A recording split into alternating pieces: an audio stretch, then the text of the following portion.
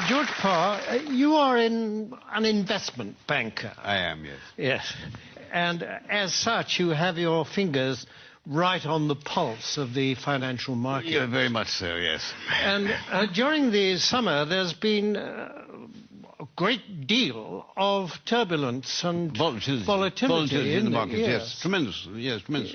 Yes, and what has caused that? Well, you have to remember two things about the markets. One is that they are made up of very sharp and sophisticated people who, these are the greatest brains in the world. And the second thing you have to remember is that the financial markets, to use the common phrase, are driven by sentiment. What does that mean? What does that mean? Well, things, let's say, are just going along as normal in the market, and then suddenly, out of the blue, one of these very sharp and sophisticated people says, "My God, something awful's going to happen! We lost everything. Oh, my God, what are we going to do? What are we going to do?" Shall I jump out of the window? Shall I jump out of the window? Exactly. Let's all jump out of the window. Sell! We've lost a sell! Sell! Yes. Precisely. Yes. Precisely. And then a few days later, this same sophisticated person says, "You know, I think things are going rather well." And everybody says, "Yes, I agree with you. I think we're rich. We're rich." Yes. Rich. Yes. Bye. Yes. Yes. And that's what we call market sentiment. Yes. Surely we are exaggerating just a bit, aren't we? I don't know. I mean, in August, in the middle of August this year, when the market absolutely plunged in London, a well-known city firm, State Street Global Markets, issued a statement in which it said, and I quote, "Market participants don't know whether to buy on the rumour and sell on the news, do the opposite, do both, or do neither, depending on which way the wind is blowing," unquote. Yes, and this is the kind of rigorous analysis that companies will pay huge salaries for. Yes, exactly. And a few days later, when the markets had gone up a little bit, the senior equities advisor on ABM Ambro Morgan said, and I quote, "We're back to happy days again." Well, no price is too high for that kind of mature wisdom, certainly is it? The reason this sort of people are paid millions of pounds in bonuses. Yes, of course.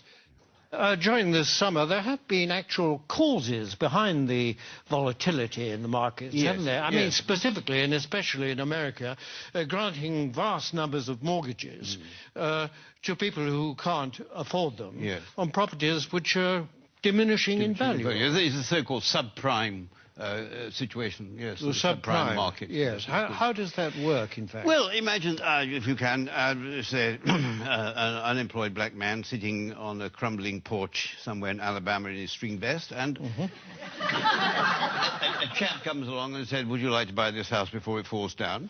And why don't you let me lend you the money?" And is this chap who says this, is he a banker? Oh, no. He's a mortgage salesman. His income depends entirely on the number of mortgages that he can arrange. So his judgment to arrange mortgages is completely objective? Completely objective, yes, absolutely. It would.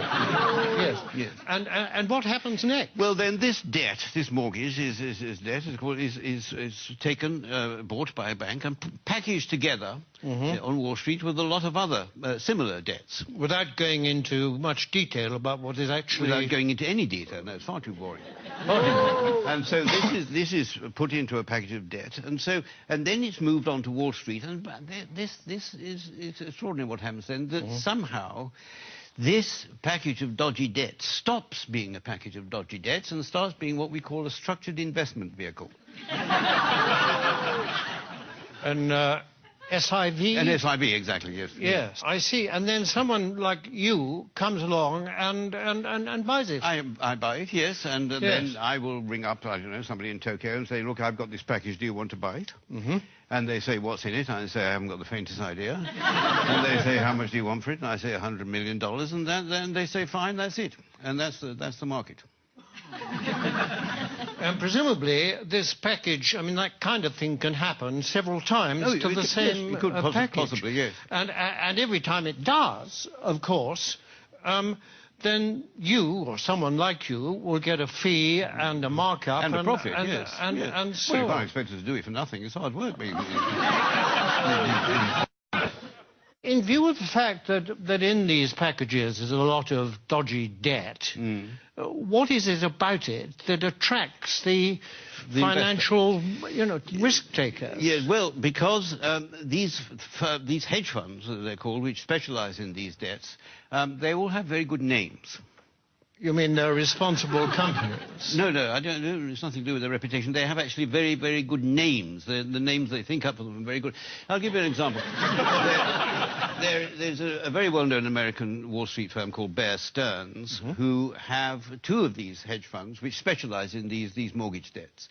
And they lost so much money, lost so much of its value, that Bear Stearns announced that they would have to put in $3.2 billion into one of the funds to try and keep it afloat.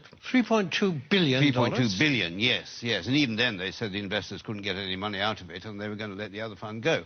But one of these funds was called the High Grade Structured Credit Strategies Fund, and the other was called the High Grade Structured Credit Enhanced Leverage Fund.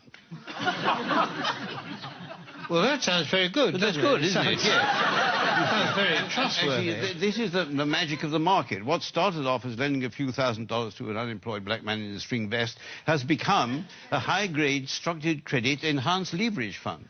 I like the sound of it. It is good. Well, it sounds very trustworthy. I mean, it's got good words in it. It's got words like high. High is good. High is good. Yes. Better than low, anyway, isn't it? Yes, absolutely. And structured is another good word. Very good. Enhanced is... I love enhanced. Enhanced is very good. I mean, I'd buy anything if it said enhanced. Absolutely, yes. Yes. It might have been different if it said the unemployed black man in the string vest fund, but yes, because then alarm bells might start